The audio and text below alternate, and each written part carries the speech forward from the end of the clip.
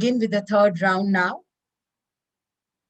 The third topic for the day is, since the government has proven to be inefficient and incapable of maintaining and running public water utilities, they must be privatized and corporations must be allowed to run them for making profit. Our first contestant, Titash Majumdar from the Heritage School, Kolkata, will be speaking for the motion. Titash, please take over. Yes, can you hear me? Okay. Good afternoon, everyone. My name is Titash Majumdar, and I am arguing for the privatization of water utilities with some participation from the government. As we know, only 2.5% of water on Earth is fresh water, and only 1% of that is surface water. Water scarcity has become a worldwide crisis nowadays. According to the United Nations, 844 million people worldwide lack basic drinking water access. According to a 2018 Indian government study, 600 million people face acute water shortage, resulting in 200,000 deaths each year. Water is a basic human right, and ideally, everyone should have free water. But soon there will be no water to have, so we can't go on like we did for centuries. Those who are able to pay for water, therefore, should pay. The prompt argues that the government is incapable of running water utilities, so let's look at why. One problem with government-run utilities is that they are more inefficient and negligent about repairs and upgrades than private corporations. Public utilities also often result in corruption. One of my personal experiences will prove both.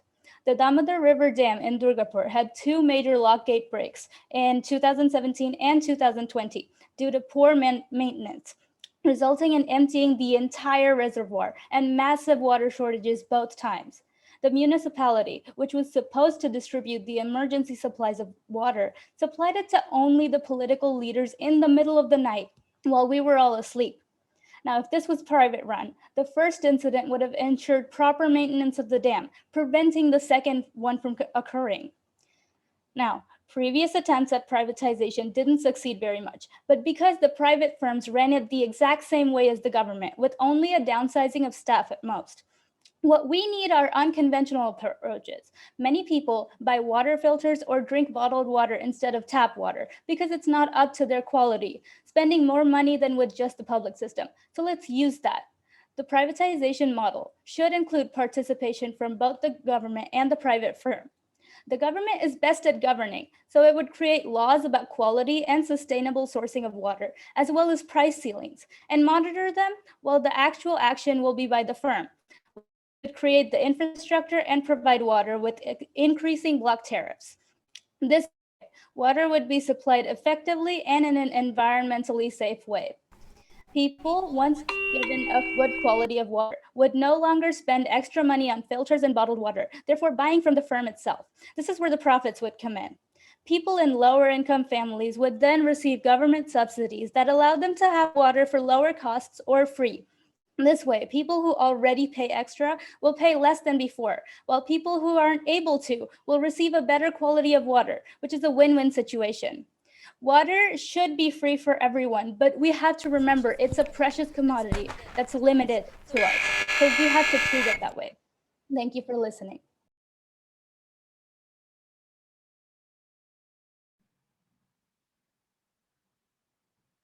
Thank you, Titash. I now invite Rashmika Vinakota from Johnson IB World School, Hyderabad, to speak against the motion. Hi, can you hear and see me? Excuse me, can you hear me? Yes. Can you also see me? Yes. Okay, thank you. So good evening, everyone. I'm Rashmika, and today I'm going to be arguing against the privatization of water. So let me begin by explaining the term privatization. Well, privatization of water can be defined as a transfer of ownership of water resources from the public sector to the private sector. Water utilities would then be known to be under the control or owned by certain private limited companies. But water is a human right, and we are entitled to use as much water as we need to. And the human right to water and sanitation is a UN goal. The main aim of many private limited organizations is to gain profit. I feel it is morally wrong to make money off of water utilities that help human beings survive and thrive on planet Earth. When public organizations buy or operate public water utilities, It is often suggested as a solution for municipal budget problems and aging water systems. This solution for privatization often backfires, leaving the country in an economic recession, higher rates, job losses, worse service, and more. Some reasons why water should not be privatized are privatization fosters corruption. The very structures of privatization encourage corruption. Checks and balances that could prevent corruption are missing at every step of the process, from bidding on a contract to delivering water. Contract details are still kept secret after the contract is signed, even though it is the public that will be directly affected by the conditions of the contract. This situation opens itself up to bribery. Privatization leads to job losses. Massive layoffs often follow in the wake of privatization as companies try to minimize costs and increase profits. Privatization of water is difficult to reverse. Once a government agency hands over its water systems to a private company, withdrawing from the agreement borders on impossible. Proving breach of contract is a difficult and costly ordeal. Rate increases. Investor-owned utilities typically charge 59% more for water service than local government utilities, approximately $185 more than government-controlled water utility services. They also charge 63% more for sewer service. After privatization, water rates increased at about 3 times the rate of inflation, with an average increase of 18% every other year. The data mentioned earlier accounts for 500 of the largest water community systems in the US. Instead of water privatization, we could look for other solutions that could support the government in managing water utilities better. Two solutions are to form public-public partnerships. Instead of privatizing water systems, municipalities can partner together through public-public partnerships. They can benefit from shared resources, expertise, and synergy. This results in water utilities remaining in the control of government and the public. Clean Water Trust Fund. It helps to plan and create a dedicated source of public funding that will help public utilities protect our country's precious water resources. In conclusion, there are better ways through which water utility systems can be managed. Privatization is never the final answer. Finally, I've used various reliable sources like Food and Water Watch, Citizen.org, and WorldScientificNews.com to compose my argument against water privatization. Thank you.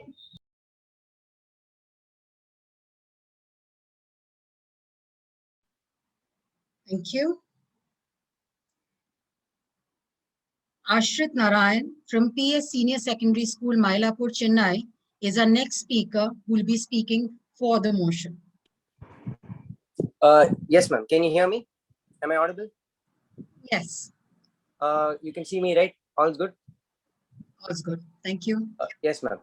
So I'd like to start. A very good evening to everyone present here. I'm Ashrit Narayan here to affirm the current motion. I'd like to start my argument by telling you that the concept of privatization of water services is a tragically misunderstood concept. This is because of perceived lack of accountability, transparency, and the fear of alienating people's right to water. But for an assertive government, this is completely untrue. For the purpose of this debate, I'll be focusing on partial privatization. Now, there are a few ways to implement this. First, we have management and lease contracts, and these effectively lead the government accountable and the private corporation in charge of management, investment, and development. The second, selling shares through stock purchases partially, ensures that the entire responsibility or most of the responsibility including accountability falls on the private partner.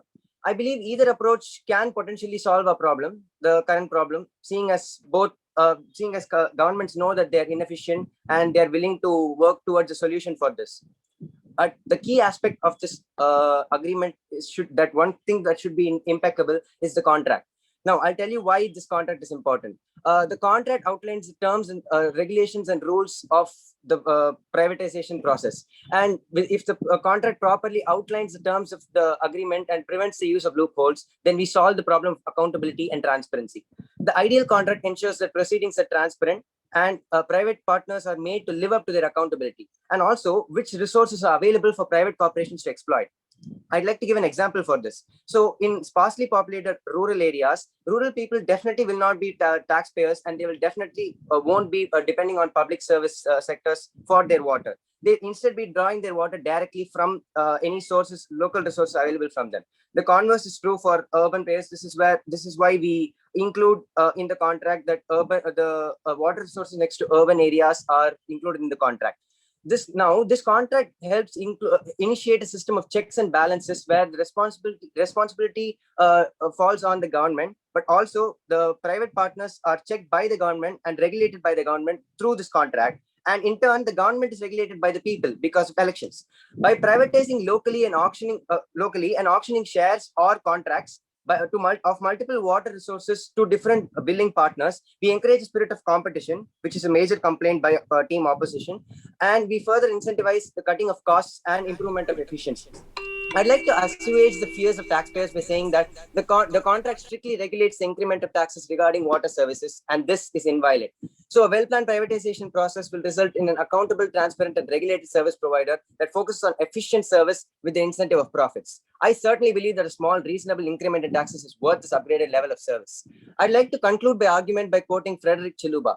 Privatization is a bitter pill, but it's a pill that will cure. So, and if we implement systems that harness the profit motive of wealthy, powerful entities to do good for the people, then we are moving towards that much closer towards a perfect society and the ideal life. Thank you.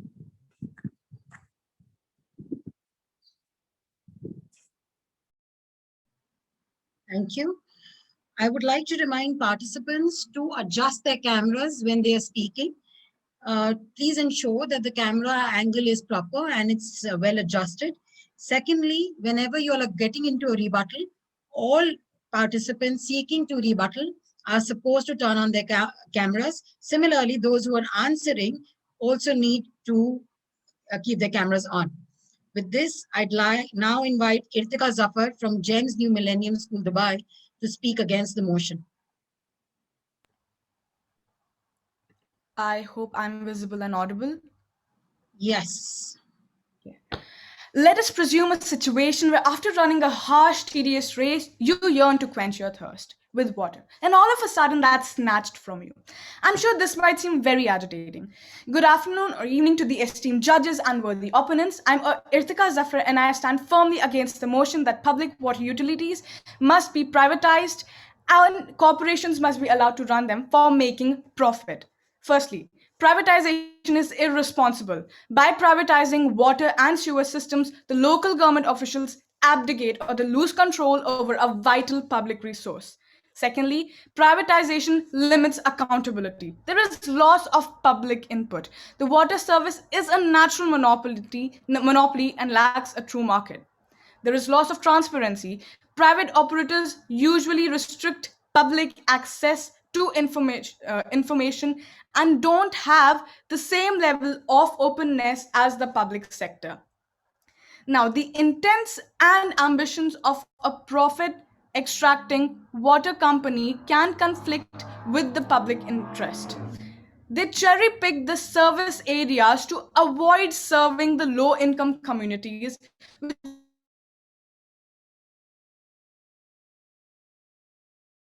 often face service disconnections, inadequate investment, and other detrimental economic consequences. Water privatization often interferes with the human right to water. Now, stated by Guardian in 2019, according to the study from the National Audit Office, water bills had increased at a rate of 40% above inflation in England since the industry was privatized. Now, also, the Reuters had stated about France that French cities of more than 100,000 people, those with the cheapest water rates, were nearly all run by the public bodies, while those with the most expensive were mainly run by water is a human right and should be accessible to all. That principle is under threat, and this is precisely why we must advocate to bring the water supply back into public ownership. I'd like to conclude that you cannot deny me my right of water. Thank you.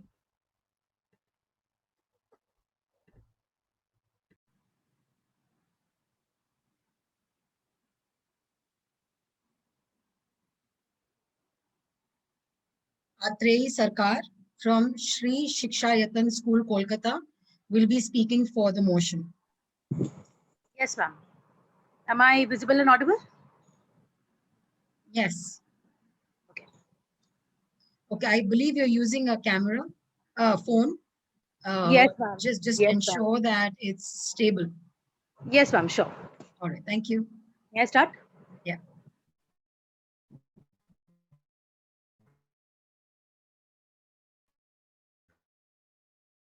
Ownership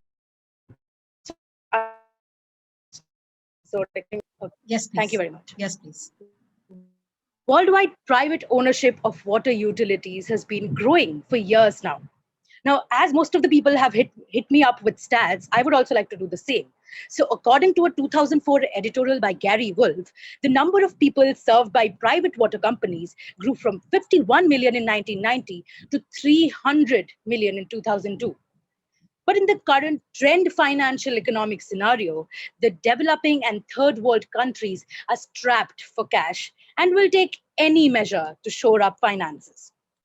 Wolf also takes a balanced view of what he calls a Gordian knot of the public #private water debate, suggesting to implement and enforce rules where the sectors are responsive to social needs and desires rather than considering themselves superior to one another. A very good evening to one and all. This is Atri Sarkar from Sri Shikshaitan School, strongly proposing the motion.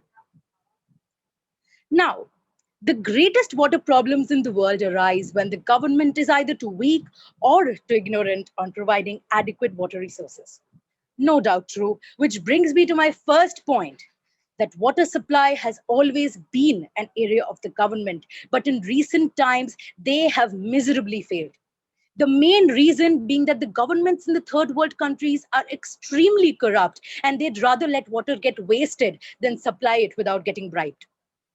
Just like if we score badly in one subject, our focus should be to fixate the other subject so as to be prepared for the forthcoming circumstances, be it good or bad. Privatization might solve this problem. It is for us to take a leap of faith, as past instances of privatization has only shown increase in both supply of water and access to water, even though the cost is more. Next up, water supply requires an extensive infrastructure and manpower, which provides employment to a large number of people from different sectors, which would not have been possible by the government as they are already in a massive debt. And frankly, right now they're more concerned about what grows above the water, that is lotus, period. Hence, by privatizing, we are not only solving the water problem, but also fixing the collateral problem that comes with it, which is unemployment of all categories of labor, that is skilled and unskilled. Lastly, my friends, by privatization of water, we are not talking about a system that would lead to a loan mela, but of infusion of more income by building a new, more strong infrastructure that would solve not only this, but a cascade of other problems. Thank you very much. That was my time. Thanks, Atri. Now the last speaker is Snigdha Adhikari from the Heritage School, Kolkata, who will be speaking against the topic.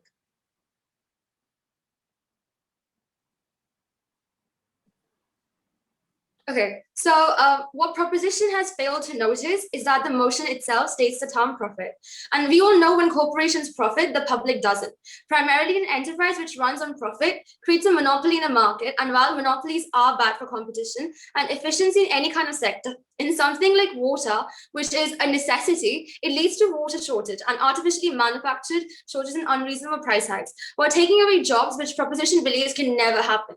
In 2003, United Water took over Atlanta's water system while laying off 81% of the staff and doubling the water prices. And if this is what proposition states as beneficial, then we have bigger problems to talk about right now. Privatization brings with it the incentives to cut costs and sacrifice the water quality, leading to health problems. The companies are under no obligation whatsoever to provide water or service when water is defined as a marketable commodity rather than a human right. Thus, when consumers can no longer afford the price increases, water delivery is simply shut off, which is exactly what happened in the Flint crisis. We don't even have to look beyond our own country, where in India we have a lot of remote rural communities. Private businesses will not feel the urge to operate in these areas because the lack of profit, whereas public spending would.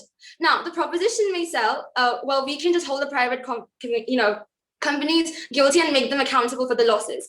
Well, much to the proposition dismay, companies are accountable to shareholders, not consumers. I agree, the government doesn't do an adequate job in distributing water utilities.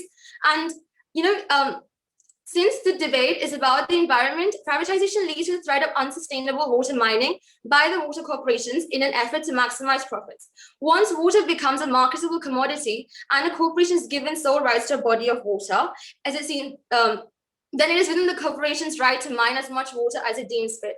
Furthermore, in an effort to maximize profits, if the corporation mines an environmentally unsustainable amount of water and deplete the water body at a rate faster than it is replenished, that the government officials and the affected population can do very little to legally prevent the corporation from doing so.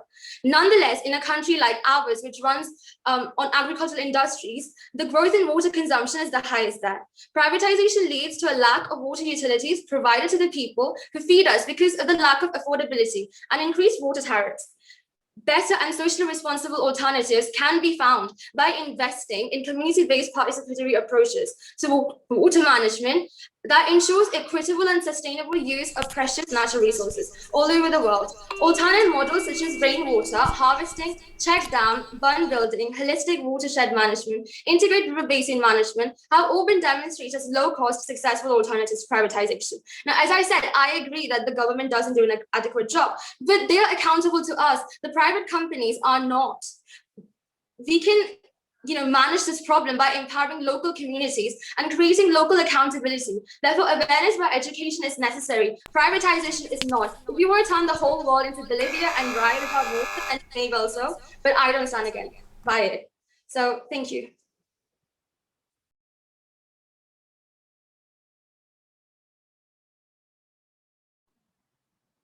Thank you. With this, we conclude our third. Now have 30 seconds to gather their thoughts and let us know if they would like to have any questions for their opponents. Your time begins now.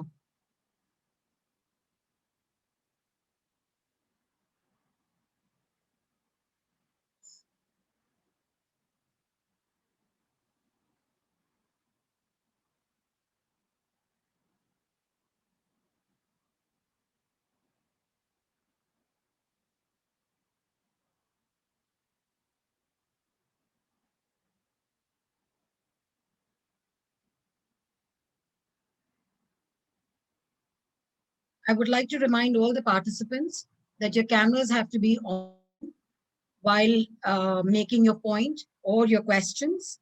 Please ensure that it is in the view mode for better discussion. With that, your time is up. The first request has come from Ashit Narayan. Ashit, would you like to make your question, please? Yes, ma'am. So I remember the first speaker talking about how people didn't have a choice in how much water they were allowed to consume because of quotes a privately managed water system, distribution system. But I'd like to ask you something. So under the public-private partnership or even a privatized system, we have taxes for water. And these taxes are the only things that are incremented so that private organizations make a profit. And taxes, don't you think, are dependent on the amount of water they consume? So isn't your statement wrong? That's all. Dash, I think the question is for you. I'm not sure what you were talking about. Clearly, you weren't listening properly. What I said was the limit of water usage would be done by increased block tariffs, which is how we use our electricity today, which means as you use more, your bill is higher. So people who can afford more would be able to use higher, but people in lower income families would already, as I mentioned, if you listen clearly, would receive government subsidies, which would allow them to pay less or even use it for free. So no, my argument is not wrong. You just didn't listen properly. Ma'am? Yes. Sorry, ma'am, there seems to be a misunderstanding. I am part of side proposition. I mean the first opposition speaker. I seem to believe this first side one proposition. Sorry. Is that Rashmika? Oh, Shmiya, I'm sorry. Could you repeat your question? Yes, I seem to remember you stating that people did not have a free choice in how much water they were allowed to consume under a privatized system. But under a privatized system, we have taxes for water, and taxes are dependent on how much water you use, thereby implying that you actually have a free choice in the amount of water that you can use. So, isn't how do you choose to amend your statement? Ashrit and Rashmika, I request you all to keep your cameras on, please. And Anusha, if you can make spotlight on the two of them. Well, I did say that people are entitled to use as much water as they need, as long as they don't waste it. As in, like some people, they waste water, use it for unreasonable purposes. But if they're entitled to use as much water as they want, as they need. I'm sorry, I need. All right. With this, we move to the next question, which is by Atrey. Yes, ma'am. May I ask a question? Yes, please. Who are you directing your question to? Yes, ma'am, I'll say it. All right, thank you. Okay, so all of the speakers speaking against the motion strongly said that the water is the basic human rights and all. And but Irtika, if I'm not wrong, the name, you emphasized more on that. So my question is to you. You talking about water being a basic human right and imbibing, imbibing cost is kind of like a violation of that right. But my friend, the problem here is not affordability. Firstly, the problem is accessibility. So the so-called free water or the accessible water that you're referring to is not even reaching the people, reaching various areas, whereas the private companies or the water that you're kind of like buying has been supplied to more areas. And this is not something that I am saying, it's according to the stats. So how would you like to explain that? Thank you. Anusha, please put Irtika and Atrey both in spotlight.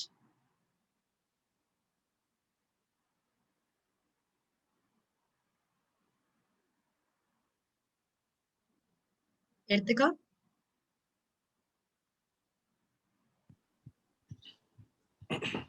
Ma'am, I would like to inform you, I'm from her class, but her laptop had its battery died, so that's why she's not in the meeting currently. Okay, we'll take it as a pass that there has been no response. Okay, she's back, I suppose. 1 second. No, she's not, right? All right, we'll move on to the next. The next question request is by Rashmika.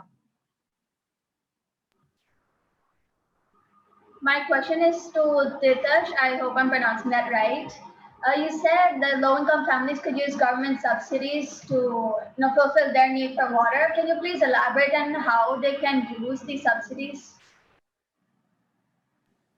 You are already aware of low-income subsidies for other products, such as for gas, which propane gas, which is used for meals and cooking. So it would work the exact same way. Government would have records of people's income and people's family sizes, and they would use these to decide the pricing of the subsidies that people receive. And so people who have who come from lower income families would receive those subsidies and be able to receive water for either a much lower price or for free, depending on their income.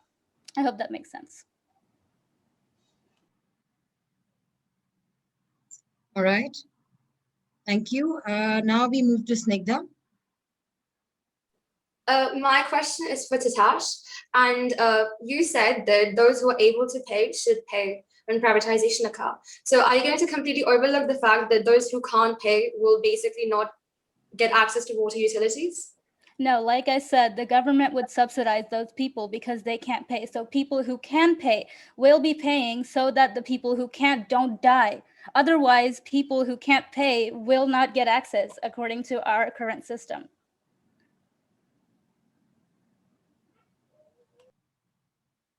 Okay, and now Titash has a question.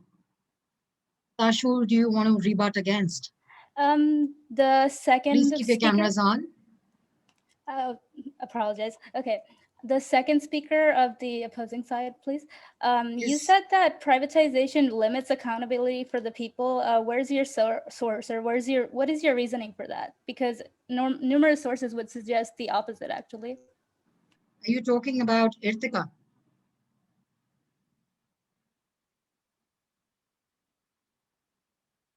Sitash, I lost you for a second there. Yes, I said I am Yes. talking about her. So I believe Irtika is not in the house. She's having some connectivity issues. So Okay, can I change my question to the first yes, speaker? yes. Okay. Private sectors, like I said, tend to have more accountability. So you mentioned that corruption happens under privatization of water, but would you say that public sectors are free of corruption, more free of corruption than private sectors? No, I wouldn't say that either. I'd say corruption is present everywhere, but in different ways. I feel that private sector and public sector both are corrupted in different ways. There are different aspects where bribes happen, there's corruption, political interference, and everything. I won't say that public sector is completely free of corruption either. All right. Thank you so much for your arguments and your rebuttals. The judges are on the tally sheet. Yes, Rashmika, you Ma'am, was trying. I got a small question, like for you, ma'am. That is, as my question got passed, so would it hamper my scoring opportunity in any way? No, I don't see that as a challenge. Thank you. Atre, since your question got passed, do you have a question for someone else? It doesn't matter if you don't. Ma'am, actually, all of the speakers speaking against the motion quite rightfully had their, say in the human right thing. So if Rashmika could take up that question, that would be really helpful. Rashmika, would you like to take that question on? I'm sorry, I didn't hear the question. Can you please repeat it? Yes, Rashmika, just turn on your video, please. I'll just repeat, just a second.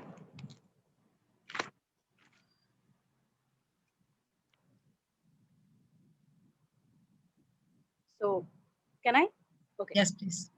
So you all, the speakers speaking against the motion, were talking about water being a basic human right, and imbibing the cost on it is kind of like a violation of that right.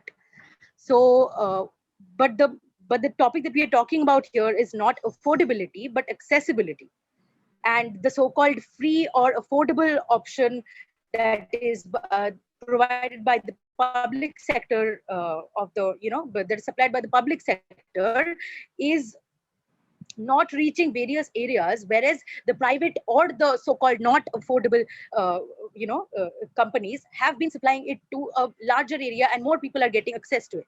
So how would you like to address that? Well, I'd say that affordability and accessibility go hand in hand. Well, private sectors, their accessibility is on a wide range, but when it comes to affordability, low income families are not able to afford it, and such people, they're restricted from water, and I don't feel that's fair. I mean, they should get access to water. I mean, yeah, everyone in the opposition team, I mean, against this notion has talked about how water is a right and everyone should get it, and that is about I feel that counts for affordability and accessibility. Did I answer your question? Yes, you did, but Sorry, I'm sorry. I'll have to intervene here. There is no cross questioning. Okay. No, I was not questioning her, but I was just, just.